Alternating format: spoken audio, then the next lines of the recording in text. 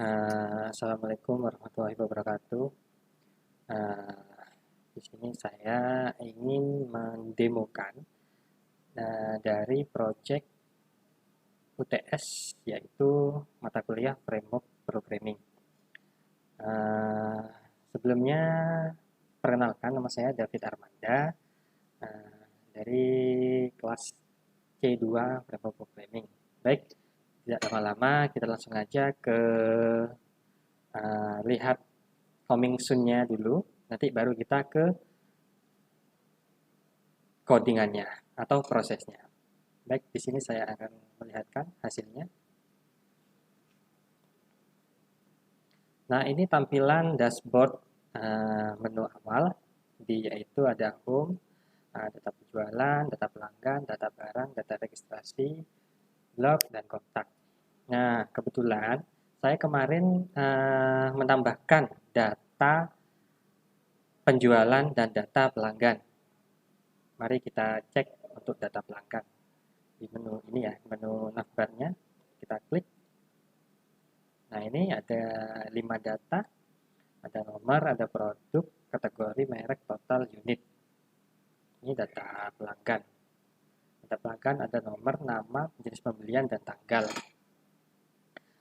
Ini hasilnya.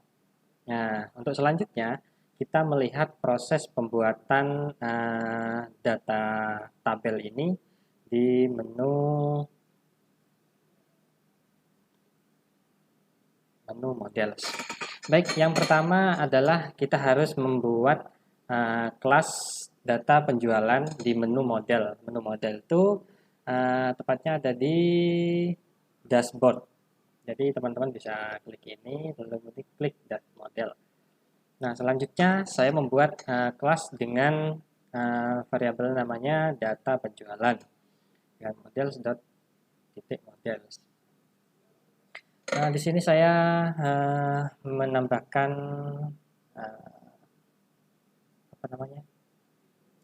jenis string, char, dan yang mau ditampilkan apa aja kategorinya. Di sini ada nomor, ada produk, ada kategori, ada merek, ada total unit, dan total penjualan. Nah, selanjutnya untuk menampilkan di Django-nya, di sini menggunakan def string self dengan return. Misalkan kita mau menampilkan seluruh data yang ada di atas ini, ada nomor, produk, kategori. Nah, kita harus menggunakan kurung kurawanya ini harus ada 6, dan juga begitu menggunakan self dot nama di nama kolomnya itu. Nah, begitu juga dengan data pelanggan, hampir sama dengan data penjualan, juga sama menggunakan ini. Selanjutnya setelah itu kita membuat di view. Nah, view ini tujuannya untuk menampilkan di menu navbar atau dashboard. Nah, di sini saya membuat dev pelanggan.view. Nah, ini bisa dibuat sesuai yang si pembuatnya. Misalkan ada pelanggan, ini saya buat view juga.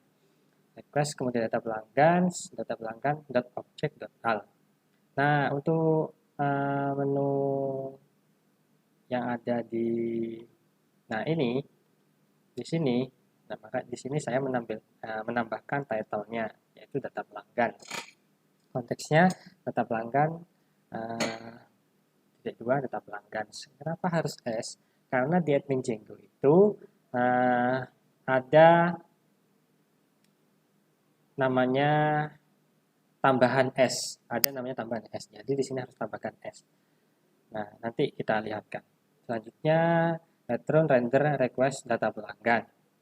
Ini nanti bahas ini urutan dari view dulu dan konteks. Begitu juga dengan data penjualan. Data penjualan juga sama dengan data pelanggan. Dan begitu juga. Nah, setelah itu kita baru ke admin. Nah, admin di sini saya menambahkan from models import data penjual. Artinya dari model. Nah, ini data ini akan ditampilkan di Django, admin Django. Baru kita menambahkan di views, di admin. Nah, di admin ini. Nah, setelah itu untuk membuat tampilannya biar rapi, menambahkan kolom barang, kolom data penjualan. Nah, kodenya seperti ini, list display.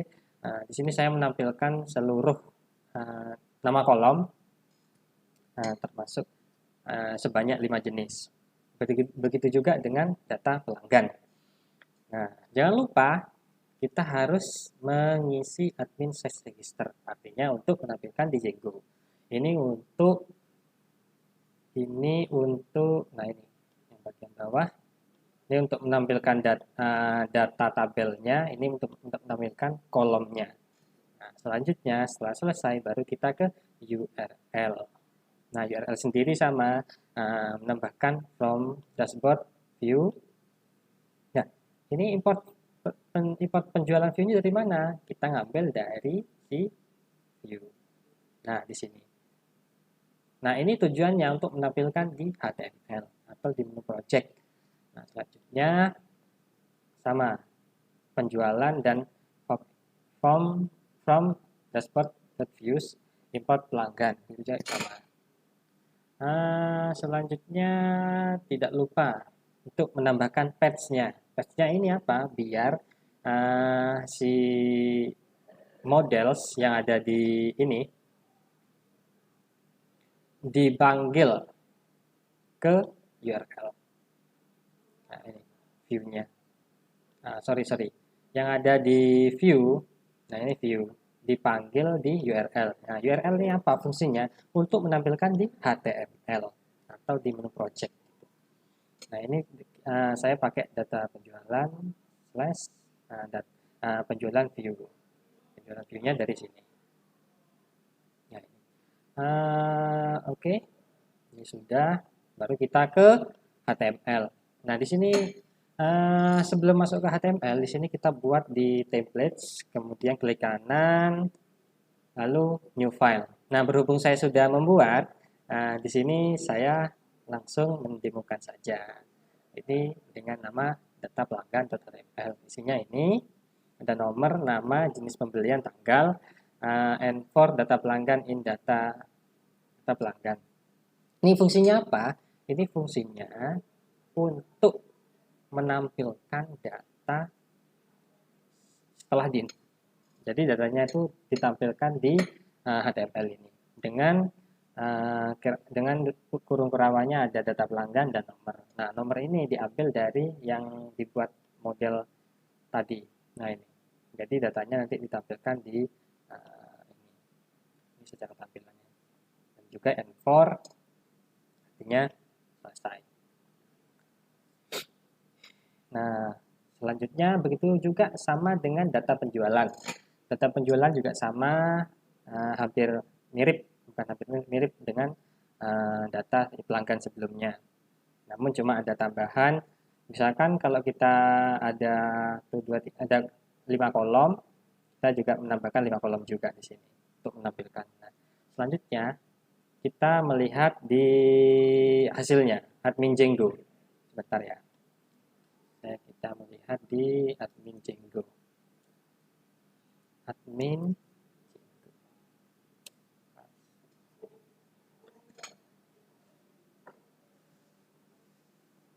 Nah, ini saya menambahkan dari tadi yang menjelaskan sebelumnya, menambahkan data pelanggan dan data penjualan.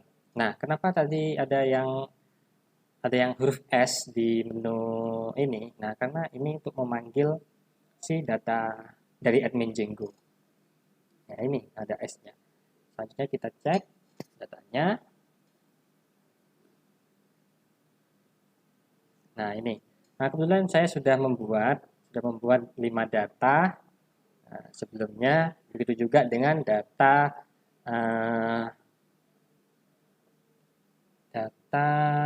penjualan juga ada 5.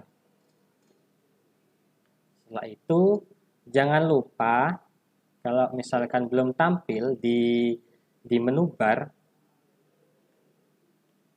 itu kita harus make migration. Artinya data ini harus dimigrasi dulu ke HTML. Nah, bentar ya, saya demokan.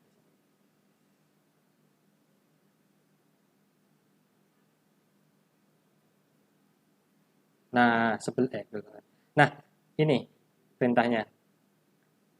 py manage.py migration. Artinya apa? Artinya untuk memigrasi dan membaca data yang dibuat di MN Django. Nah, selanjutnya klik enter kalau sudah oke, lalu diklik migrate. Nah, migrate ini untuk menampilkan di menu bar atau menu HTML. Itu juga. Berhubung saya sudah membuat, di sini kita langsung aja di run server.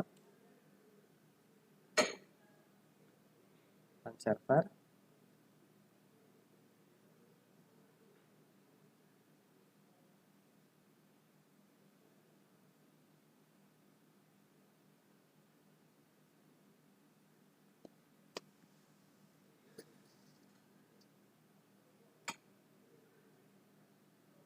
Nah, baru kita masuk ke ini lagi. Di F5. Kita lihat hasilnya. Ini, oh iya, ada yang lupa.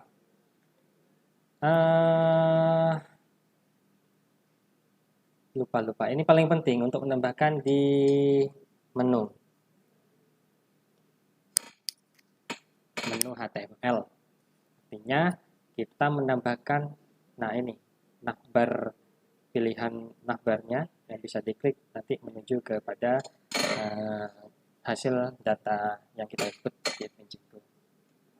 Nah, contohnya kayak codingannya seperti ini.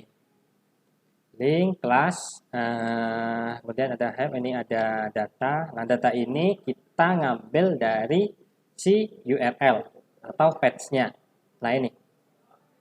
Tapi, ini kok nggak sama. Ini kok slash-nya ada di depan. Iya. Kalau slash-nya ada di belakang, ini akan error atau tidak bisa diklik lagi. Kliknya tidak bisa satu kali. Begitu juga dengan data penjualan juga sama. Tinggal kita menambahkan ini di menu. Nah, menu ini adalah si navbarnya, navbar ini. Jika kita klik ini, kita akan menuju ke data penjualan. Jika kita klik lagi, kita akan tetap di halaman data penjualan juga. Jika kita klik pelanggan, kita juga datanya menuju ke data pelanggan. Ya, data yang saya buat adalah data penjualan dan data pelanggan untuk UTS Project Framework Programming. Nah, ini saya modif lagi, coba-coba juga. Ya, juga bisa sama. Cuma yang saya datanya 2 tabel, yang dari Project UTS itu saya mengambil data pelanggan dan data penjual. Oke, sekian mungkin dari demo Project UTS Programming. Semoga dimengerti dan sukses. Demikian saya akhiri. Wassalamualaikum warahmatullahi wabarakatuh. Dadah.